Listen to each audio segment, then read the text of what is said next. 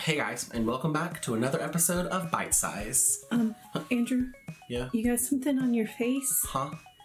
Yeah, it's just right over. Where is it? No, it's Here? Is it this one? no the other side. Here. Yeah, What is it? I don't know. I don't know. Okay, we'll cut.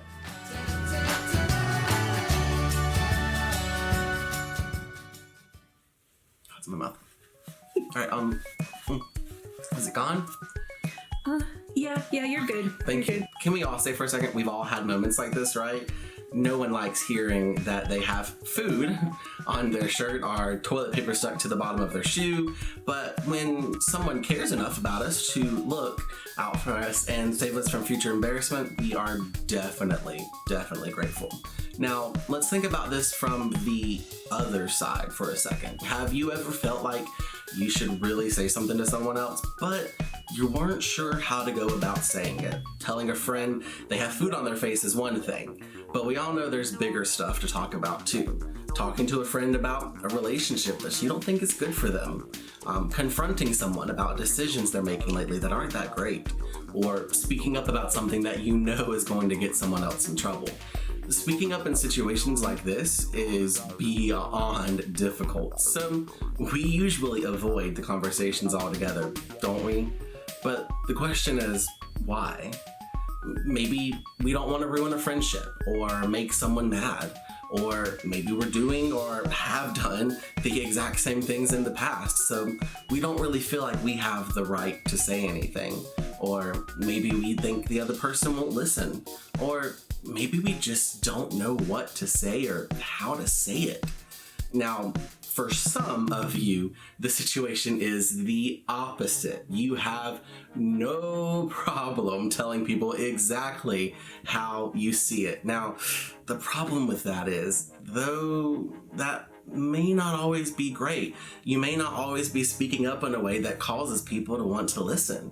And if you've ever wrestled with any of this stuff, the good news is you are not alone. I mean, we have all of us been there. So when it comes to being a friend who looks out for others, how do we make sure that we handle it in the right way? Well, Paul actually talked about this very thing.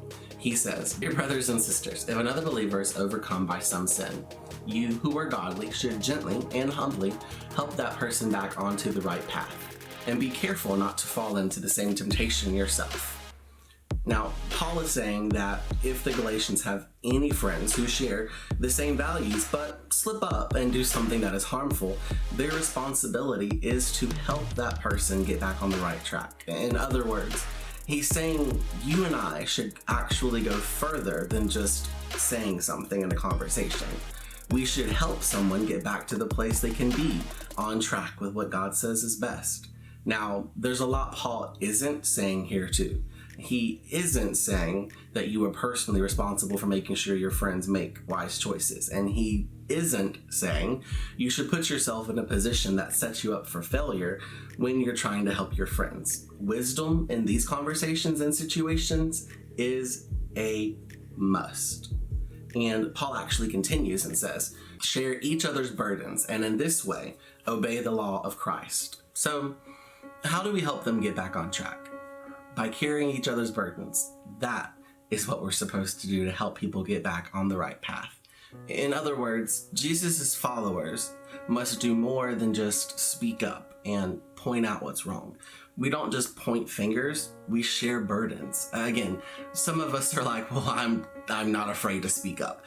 And I get that, and I don't really care what people think about me. For those of us who feel that way, Paul snuck in 2 words that would be pretty helpful to keep in mind when it comes to having these conversations. He said we should be gentle and humble, meaning what we say is just as important as how we say it.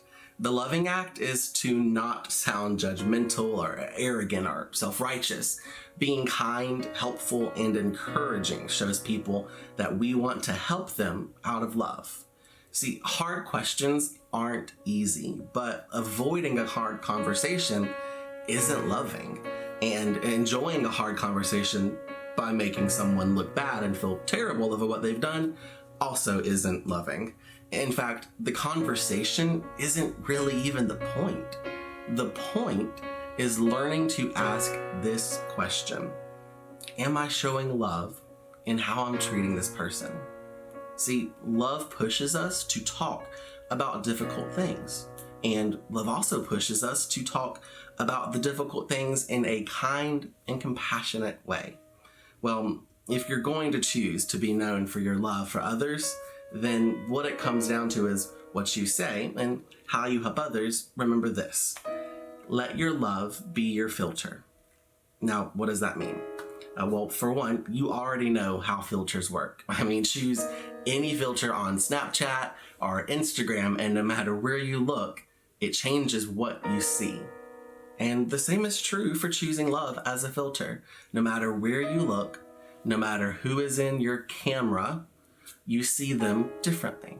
And you won't be known for love if the way you handle hard conversations and treat others isn't loving. So when it comes to helping friends who are headed in unhealthy directions, you can become known for love by filtering your words and actions through love.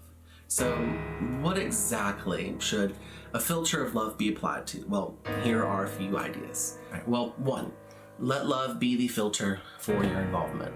When you aren't sure if you should get involved in a friend's situation, ask yourself, what's the most loving thing I can do? And use this question as a filter for your next step. This provides a gut check for your motives and reminds you that they should be rooted in love. And once you're sure the most loving thing to do is to get involved, here's the next step. 2, let love be the filter for your words. Ask yourself, how would I want someone to speak to me, and what would I want him or her to say? When you filter your words through love, you'll stop and make sure you're not just throwing shade. This isn't about making you look right and them look wrong. Letting them know you're there to carry their burdens with them is what's important. Your words can spark hope or cast judgment. If you filter them through love, they'll be words that can help someone get someone else's life back on track. And once you have a word filter in place, it's time to take the next step.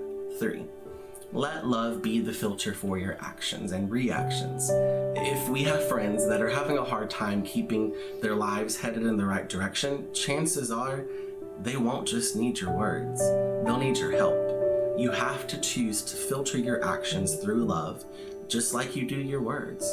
Ask yourself, how would I want someone to live out their love if I were in this situation? Would you want them to keep their phone close in case you got an tempting situation? Would you want them to pick you up or call a ride for you if you wound up at an unhealthy party? Would you want them to tell an adult or a professional because the help you need goes beyond them? Would you want them to say hard things and follow those words up with accountability and continuous conversations to help you stay on track? No matter what the situation is, when we let love be our filter, we wind up sharing the burdens of those we love. Hey there guys, and thanks for watching another episode of Bite Size. Hopefully something we said today sparked an interest in you and sparked something in you that you can move forward and use in the future. If you liked this episode, as always, make sure to like and subscribe right down there. And you can click down there to watch videos that we've done in the past. And as always, we'll catch you next time for another episode of Bite Size.